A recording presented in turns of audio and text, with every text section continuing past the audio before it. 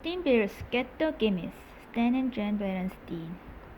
When a cup's behavior takes a turn for the worst, it's hard for parents to know what to do first.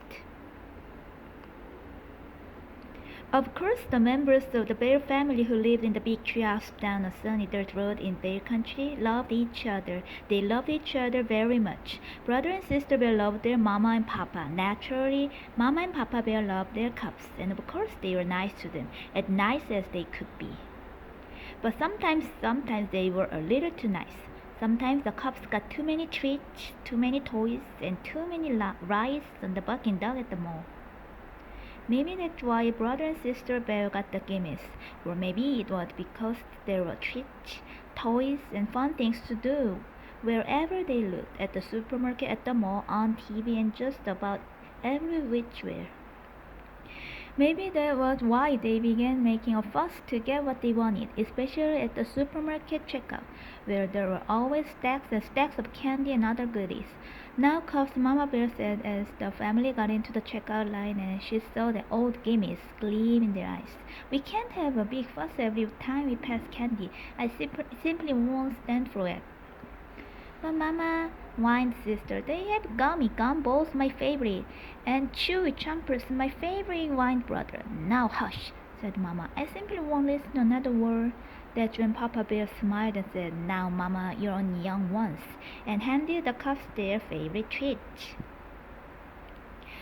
"It's only too true," said Mama as they were leaving the supermarket, "that you're only young once, but that's all the more reason to learn proper behavior while you're still young, and I certainly think—" "Look, look!" shouted sister. "On your right!" "Hey, a bucky frog!" shouted brother. "That looks even better than a bucking duck.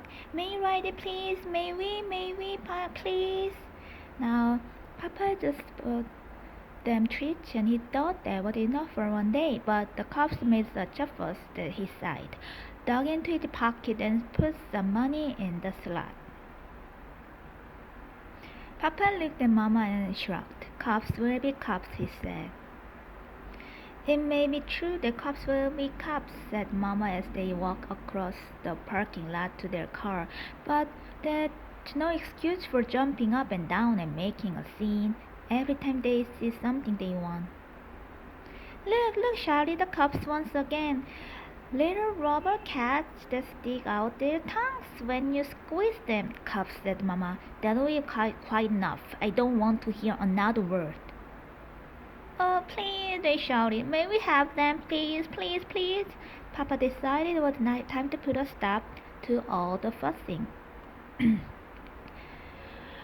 "Stop the fussing," he said in the loudest Papa Bear voice, but they were making such a commotion they didn't even hear him. Sister was jumping up and down so hard that she fell over backward and started kicking her feet in the air. "Please, please," shouted the cubs so loudly that the whole parking lot took notice. Said embarrassed Papa to the toy seller. "Two of those rubber push cats, please." The rubber push cats not only stuck out their tongues when you squeezed them, they went squeak, squeak as well, and they squeaked all the way home. Mama was quite annoyed by the time they got back to the treehouse, but Papa was so angry he could hardly speak. It wasn't until the cubs had gone about their business and Mama had made a pot of tea that Papa's voice came back loud and clear. "Of all the outrageous, disgraceful, embarrassing behavior I have ever seen," he wrote it, "that selfish, greedy performance by our cubs was the worst. Brother and sister have the worst case of the galloping, greedy gimmies I've ever seen." "Yes," said Mama, calmly sipping her tea, "but have you ever stopped to think about why they have the gummies? Perhaps their greedy behavior isn't all their fault. Perhaps it's partly our fault for giving in every time they make a fuss." Papa listened quietly. "Perhaps so," he said. "It's up to us," she continued, "to explain things to them, to help them understand why it's better not to be greedy." Then Papa called the cubs in for a talking to. He told them why it wasn't a good idea to be selfish and greedy and want everything in sight. Selfish, greedy cubs, he explained, can never be happy because you just can't have everything you want all the time. Life isn't like that. Do you understand? Oh, yes, Papa, we understand, they said. He talked to them about counting their blessings, which meant enjoying the gifts they had instead of forever wanting more and more and more. Does that make sense to you? He asked. Oh, yes, Papa, they said. It makes a lot of sense. That's when the cubs heard the sound of the familiar car door. It was greedily Gramps and Gran can't call. Brother and sister went to open the front door, and as Gramps and Gran came up the front steps, they made the biggest fuss yet. What you bringing? They screamed. What you bring me? What you bring me? They did. Up to your room, roared Papa. Up to your room and no TV or treats for a week, for a month, for a year. The cubs knew this wasn't the time to argue. They scurried up the stairs and went into their room. We seem to have come at a bad time, said Gran. What about this thing we brought with us? Asked Gramps. A puzzle for brother and a top for sister? Your present will have to wait, Gramps answered Mama. I'm afraid brother and sister have a bad case of the GIMMIES. The galloping greedy GIMMIES, added Papa. The worst case I've ever seen. The cubs opened their door to crack to listen.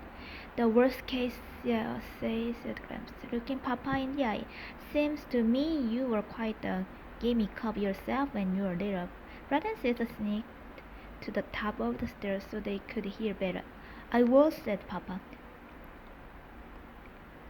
Of course, we didn't have malls or supermarkets back then, but there was old, rough Ridley's General Store, wonderful place, sold just about everything, honey cake, licorice sticks, molasses, apples, and all sorts of toys and novelties. And did you ever have the GIMMIES?